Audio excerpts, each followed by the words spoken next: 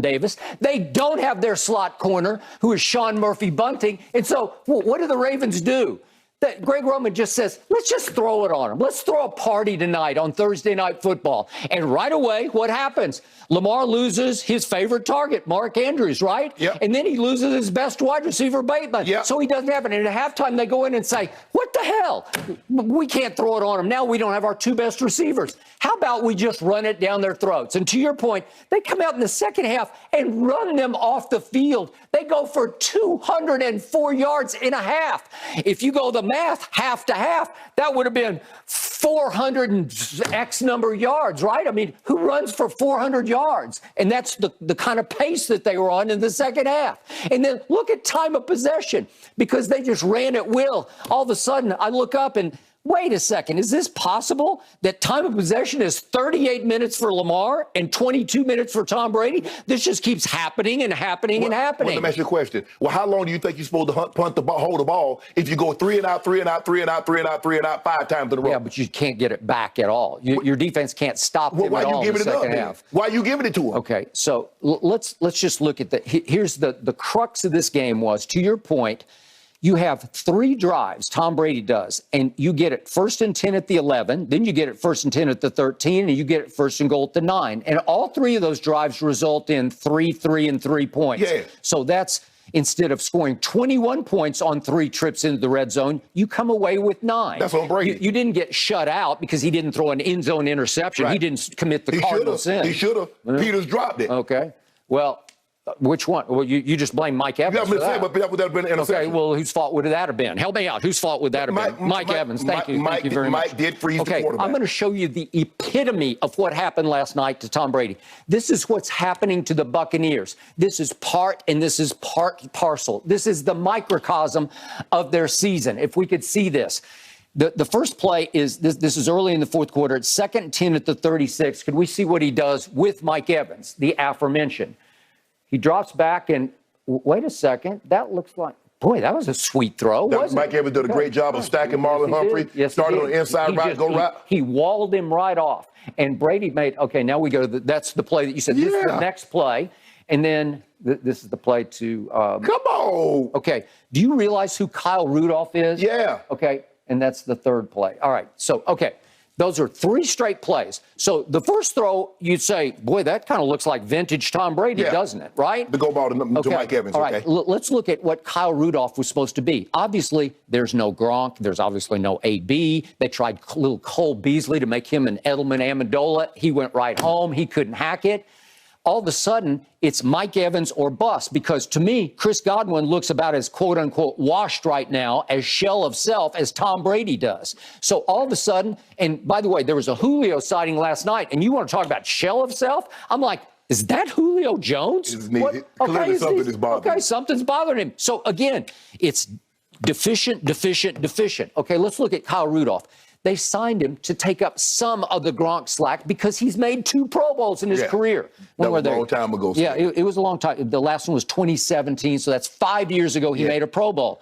Okay, look at what he's done so far this year. He's only been dressed for 3 of their games, and he's been thrown 3 balls and caught 2 of them going into last night. Right. And then all of a sudden, in a quote-unquote turning point game, at a turning point moment when you're down 17-10 early in the fourth quarter, so obviously you're still in the game. If you cash there, it's a tie ball game. So you had just hit Mike Evans with the big throw, and then Tom comes up throwing to a guy he clearly didn't trust, because it's on Tom, I'm sure, to say, I just don't love him. I don't feel him. I don't have any rapport. I don't have any chemistry with him. And that's on Tom. I give you, this was a pathetic throw, because to Kyle Rudolph's credit, he actually broke open. He was open. He broke open, if we can see it one more time. And Tom just misses him bad, like completely misses him. Yes. It's a touchdown that you have to convert. This is just ABC football. That throw has to be made. And Tom knew it, because Tom pointed at himself and said, my bad. He pointed at himself and said, my bad.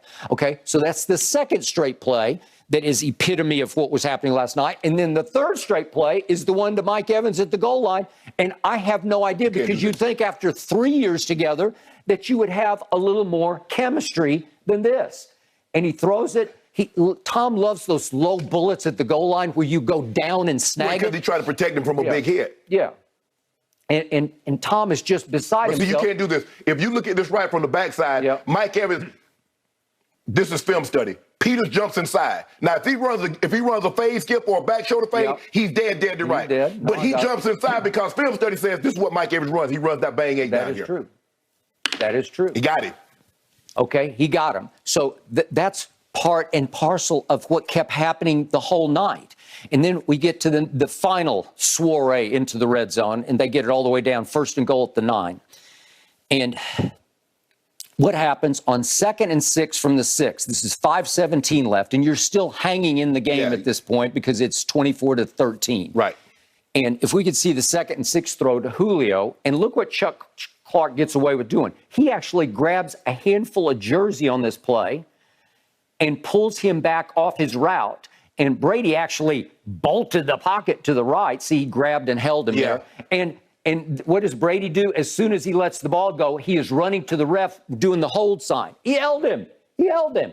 Well, right now, Julio doesn't have enough reputation left to get that call because anybody else, Justin Jefferson or something, they're going to get that call because they've earned that call. Right. And the ref just looks the other way. And again, if you get it 1st and goal at the 1, I think they're going to cash a touchdown there. Even the Succaneers could cash a touchdown. They definitely right? needed a touchdown on that one. Okay, they needed a touchdown there. Okay, so then what happens? We get to 4th and goal at the 3, and they're going to go for it, which is fine by me because you're better at this point. And what happens? A false start occurs, but why did it happen on this play? What you call it? The clock was running down. The center. Thank you. The center did not snap it on the count. Brady called for it, and it's a split second late, and so they call Lenny Fournette for. It's the center's fault. Okay, it's the center. I agree, but this is who they are, and he slams the ball into the turf because he's like, what is happening? And if you ever want to say he's missing Belichick, which I don't think he does, but he misses the discipline that gets instilled through the week with the football team, because that is the second time his brand new center in place of a center that he flat out loved, who's gone, I guess, for the season. Right. But again, a Pro Bowl center and no Pro Bowl guard next to him. But the new center had never played center before. Robert Hainsey, drafted out of Notre Dame, had been drafted as a right tackle, and he's been moved all the way into center. And remember what happened at the end of the Green Bay game when they were going for 2? He did not snap the ball on time, and they got a delay of game. Okay, so that's two huge sort of fourth downish kind of plays. The other's a 2-point conversion in which the new center has cost them.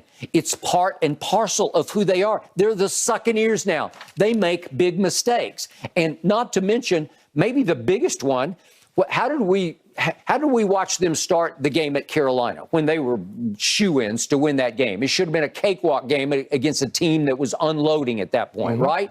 What happened on the first play of the game? Mike Evans happened. Brady to Mike Evans, and he hits him right in the hands, and he just butterfingers it because it was too easy. And what happened is, here's the first play at Carolina. It's a tone setter. Even Mike took the blame after the game, and he said, I could see the life go out of the team at that point. It's the kind of play you have to make to set the tone to say, okay, we got this one. And it also sends a message to Carolina, you're down 7-0. The tone should go out of the team. If you're an underdog and you got them, we finally got to play. Skip, they were favored by double digits. No, but that's how you set the tone. That's how you send an immediate message to Carolina, and you just say, we're better than you, and we're going to stomp you today. And then what happens last night? They hold Baltimore in the first possession, and here comes a punt, and D. Delaney runs in to Jalen Darden. Just runs into him. If we can see this, it's Succaneer football. It's just, you know, and I know over on the bench, Brady is going, oh, my God, this is not exactly the Patriot way, is it? But guess what happened?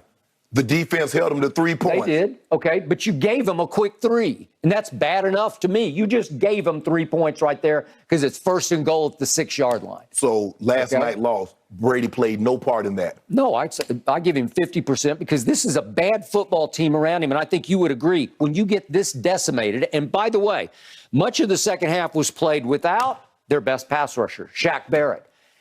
I think he tore his Achilles. I'm not sure about that, but everybody was leaning in that direction last night. But what about Lamar playing without his best receiver? Okay, Mark I just said that. I just said Justin that. Bateman. I just Marlon said that. Humphreys went out. Gus Edwards went out. Yeah. I mean, come on. So you make it seem like only Tampa has injuries. Only Tampa lose players throughout the game. That's not true. Tom Brady's not playing, Skip. Tom Brady's not playing well, and it's okay for you to say that. Okay, I give him 50% of the blame because he's surrounded by bad on bad. You know it, and I know it. The bad that helped him win a Super Bowl. So now It's all gone. Is Gronk there? No. Is AB there? Oh no. So now all of a sudden, so is he the GOAT or not? Or is AB the GOAT? Because now you keep wanting all these players. He has to have everything. So you want Tom Brady to have everything on a silver platter, not to work for anything, but he's the GOAT. I just want him to have a little bit of speed, a little bit of separation, because how many times last night was he moved off his spot? How many times did you see him have to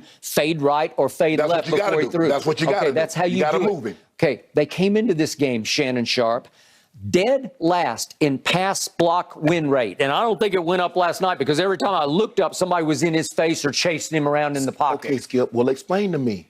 If you're so bad of a pass blocking team, why the hell did you ask Tom Brady to throw the ball 44 times a game then? Because you can't run a lick. But you can't pass block a lick. Did you see the last 2-point play? Because it could have made it kind of interesting, because if they make a 2-point play, then the onside kick really comes into play, because if you recover, you just need one big completion and you might have a tying walk-off field goal. And what happens, that's your 2-point. That's your run game right there in a nutshell, because it's nutty. It goes nowhere. They can't get a yard. It starts with the line, and you